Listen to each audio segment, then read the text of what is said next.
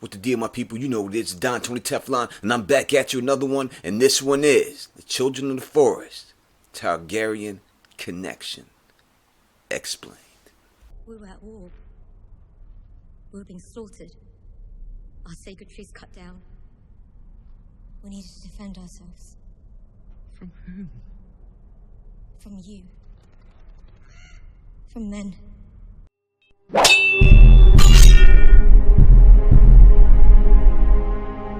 What can most accurately be told about the Dawn Age?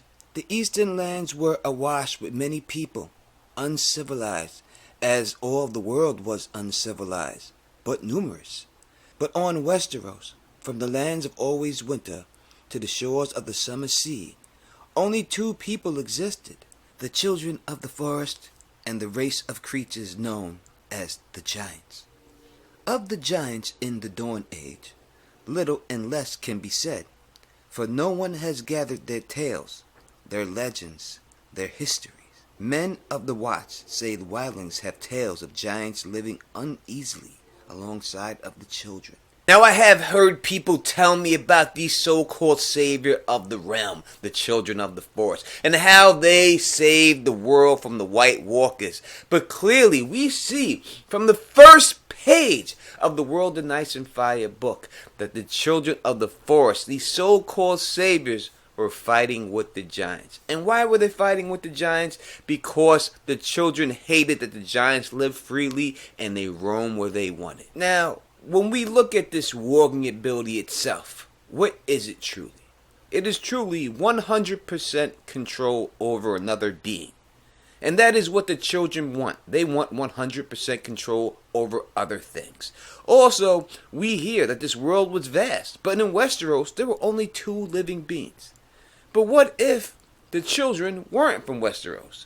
What if they came from Westeros from over in the east? The children of the forest were, in many ways, the opposites of the giants. As small as children, but dark and beautiful, they lived in a manner we might call crude today. Yet they were less barbarous than the giants. They worked no metal, but they had great art in working obsidian, what the small folks call dragonglass, while the Valyrians knew it by one word, meaning frozen fire. We got to see their handiwork with dragonglass firsthand. But at this time, people thought they were helping people. So during the Age of Heroes, they were giving the Night's Watch 100 obsidian daggers a year. I mean, to me, that seems a little bit odd. How did they convince the Night's Watch that they only needed 100? Knowing that dragonglass is very abundant in Dragonstone, it's also exported from Ashai.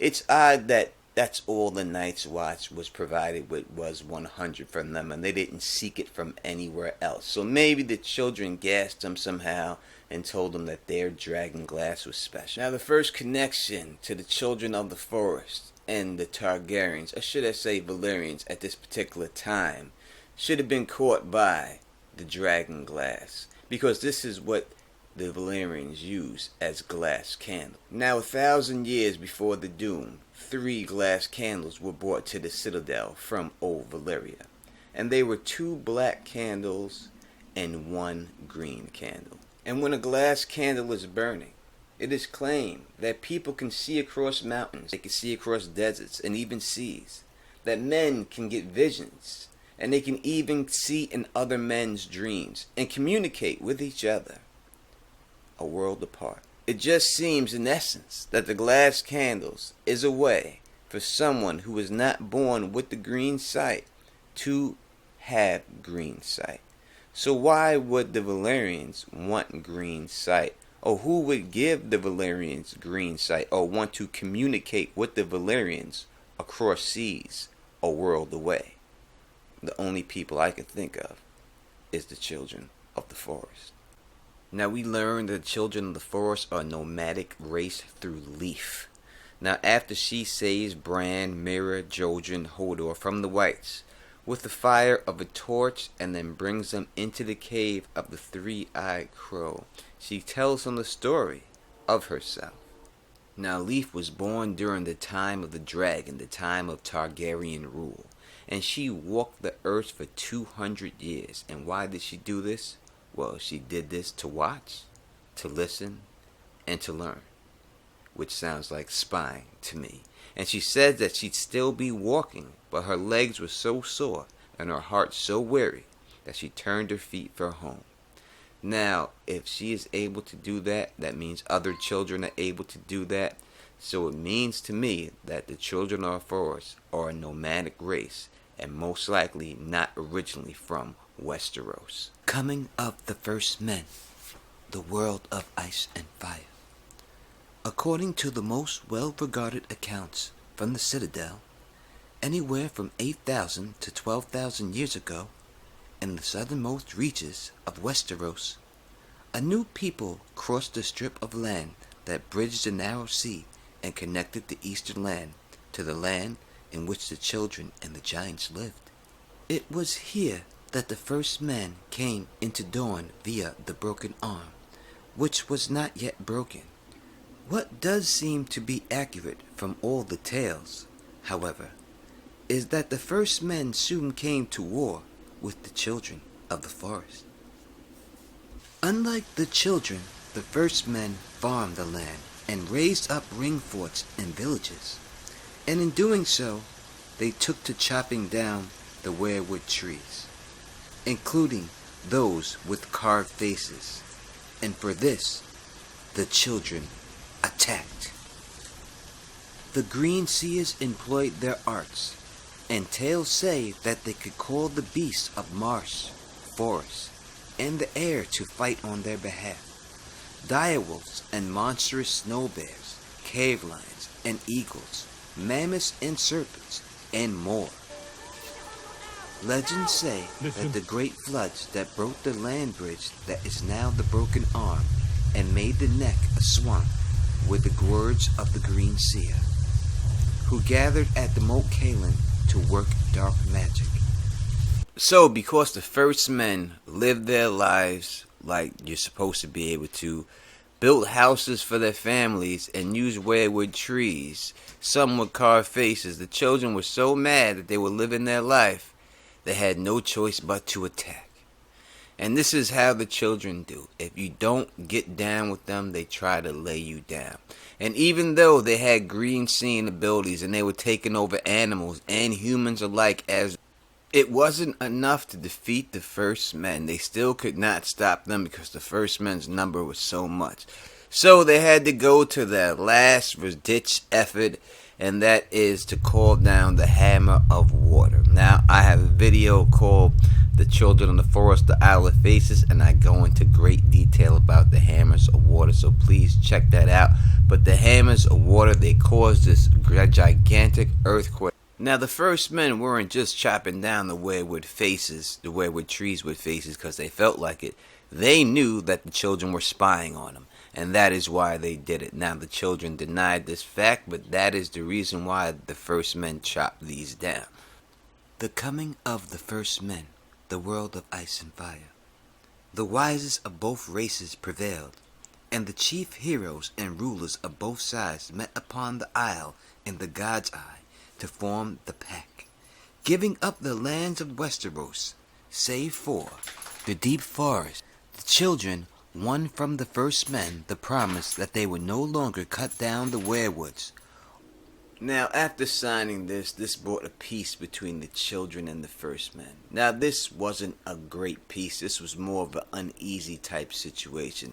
But this peace really was for the children just to buy time.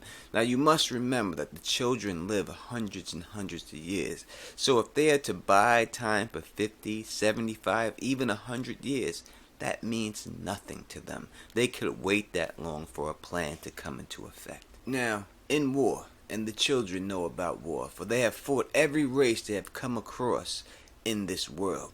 They know that war means one thing. War means death. And in order to be in war, you must accept that fact. Death. That your people are going to die, and then you must fight on. And the children can't afford to war anymore. Even though they live these long lives, they don't have the numbers to carry on in these wars. And they understood this. So they came up with two methods to win this war without loss of lives for themselves. And number one was the long night. First, men established their realms following the Pact. Little troubled them save their own feuds and wars, or so history tells us. It is also from these histories that we learn of the long night, when a season of winter came and lasted a generation in which children were born and grew into adulthood, and many cases died without ever seeing the spring. Yet there are other tales, harder to credit and yet more central to the odd histories, about creatures known as others. According to those tales, they came from the frozen lands of always winter, bringing the cold and darkness with them as they sought to extinguish all light and warmth. The tales go on to say they rode monstrous ice spiders, and the horse of the dead resurrected to serve them, just as the resurrected dead men fight on their behalf. In creating the long night, this propaganda war where the children created the White Walkers and turned them against man, and then hid and allowed the White Walkers to kill just about everything man stood for, and then in the last hour came to man's rescue. They allowed themselves to be the hero of man and get what they wanted, and they also did not lose a life, and that is the children's MO. Successful in their first attempt, the children thought they would have their way, but after the long night brought in the age of heroes, and this was even worse for the children. Now the most hated people by the children of the forest are the Ironborn, and for many reasons, but mainly because they build ships. So if you can think about how many trees it takes for them to build these ships. And we learn more about this from the world of Ice and Fire when we learn about the Grey King and how he came into power. Driftwood Crowns, the world of Ice and Fire. It was the Grey King who brought fire to the earth by taunting the storm god until he lashed down with a thunderbolt, setting a tree ablaze. The Grey King also taught his men to weave nets and sail and carve the first longship from the hard, pale wood of Yig, a demon tree who fed on human flesh. Now, this Yig, was he some demon tree screaming, feed me, feed me? No, not at all. It wasn't anything like that. What we do know what it was a green seer in a tree who was getting blood sacrifices and getting entrails hung in his tree, who must have got caught by the Grey King when he was reaving and killed inside, and then the Grey King took that tree and carved it into one of his first boats. So without a doubt, as we can see, the children hate the Ironborn for this reason.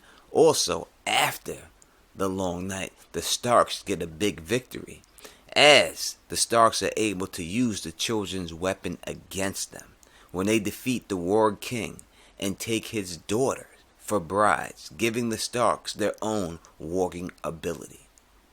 So after all this, the children must have another plan. So this causes them to go into plan 2. Now remember what the children are about. Warging, taking control of somebody else without them using their body. Taking control of the White Walkers. We've seen them do this so that they did not have to have loss of life. And they are going to try to do this again in their final plan to get back at man after the long night did not succeed. And what better way for the children to try to get blood than with fire? The rise of Valyria, the world of ice and fire.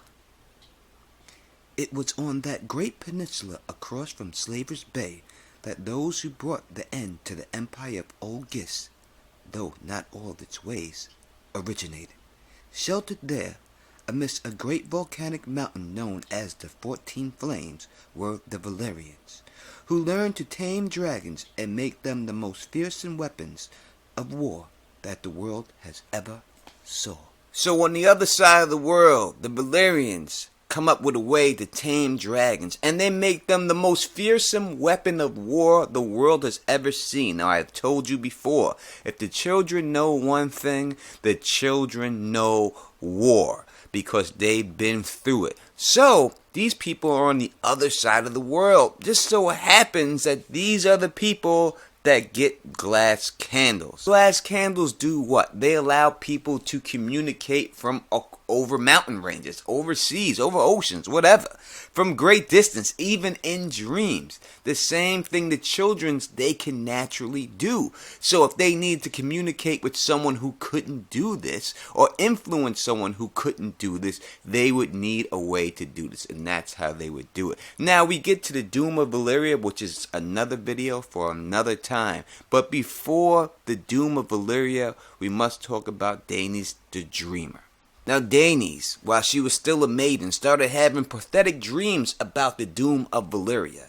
And finally her father listened to her. So he moved his family and 5 dragons to Dragonstone, which is right off the coast of Westeros. And then what happened some years later? The Doom of Valyria actually happens, and House Targaryen survives. Now House Targaryen is not a great house of Valyria, but they do have one thing that is special.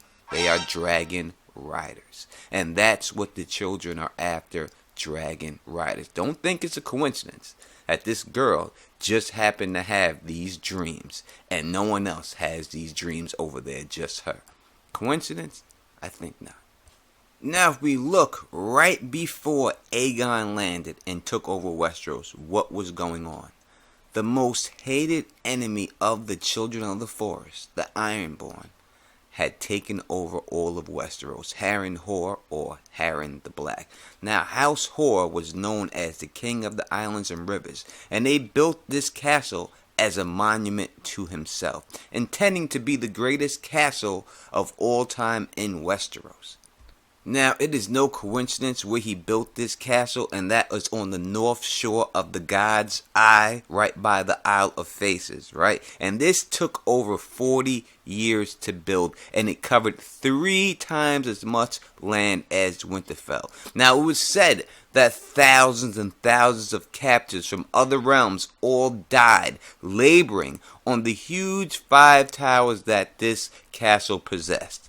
Now, laboring slaves, to me, if you want to look at it, sounds like Valyria and what led to the Doom of Valyria. And if you look at this situation here, it kind of is like the Doom of Valyria, just on the Westeros continent.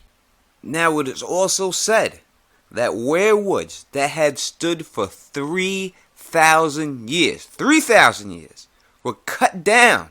And why? To make rafters and beams for this castle. So let's think about this, right? This guy builds a castle, the guy that they hate the most, right on the God's Eye, right on their Isle of Faces, their most sacred place. 3 times as big as Winterfell. He's going down, cutting down weirwood trees that stood for thousands of years. This castle gets built. There is no way no army could ever siege it. It could never be defeated. Correct? Is it odd to you that as soon as the final brick of this castle was put in place, a castle that no man could ever hope to sack in battle, that Aegon the Conqueror shows up with his dragons? And he has the only weapon that can defeat this man, and he does as such, as he burns Haron the Black and his whole castle to the ground. Now, do you not think that this was a plan of the children of the forest to get this done? Of course it was. This was their plan all along. Now, since the children are not familiar with dragons, and the dragons seem like smart creatures, they are probably not able to walk the dragons themselves. That is most likely the reason why they can't do it. So they need to get in the family. They need to get their blood in the family to get these dragons on their side eventually, in case they need to take them over themselves. And they tried to do this with Jenny of Oldstone. Now, Jenny of Oldstones came out of nowhere with flowers in her hair and seduced the Prince Duncan Targaryen and got him to marry her, which was a great job. Now, she was supposed to marry Lion Baratheon's daughter, but he chose not to. Now, I do believe that Jenny of Oldstones is glamored, And I believe that Jenny Oldstones used magic, sorcery, blood magic from the Ghost of High Heart, who, when you listen to a description, is no doubt a Children of the Forest or a half-breed Children of the Forest. The Ghost of High Heart has white hair, so long that it touches the ground. Her flesh is very pale. She has red eyes, and she is no more than 3 feet tall. Now we know that green seers are born with red eyes. That means they can have the ability to see these green dreams. She has that. That is a trait of the Children of the Forest. So I think that she is 100% Children of the Forest. And I think that she used the glamour spell, and she used potions of seduction on the prince to get them to marry Jenny of Oldstones, because it was their plan, the Children of the Forest, to mix their blood with the Targaryens so that they themselves can become dragon riders, or able to connect with the dragons more so that they can eventually warg the dragons themselves and control the dragons them. And if not for the tragedy of Summerhall, their plan would have succeeded. Also, the final connection I will give you in this video, because it's going on for some time, my people, is if you look at the symbol of the Children of the Forest and the one that turned to the White Walkers, it's the exact same shape of the Targaryen symbol, showing you all 3 phases of the game. Tell me what you think in the comment section. Are the Children of the Forest the true evil of the realm like I think they are? Or am I just bugging? Put it in the comments and let me know how you think. And if you like the way I do this, please thumbs up this, please spread this across the realm, and please subscribe. And until next time, you know who it is. Peace! And stay sexy.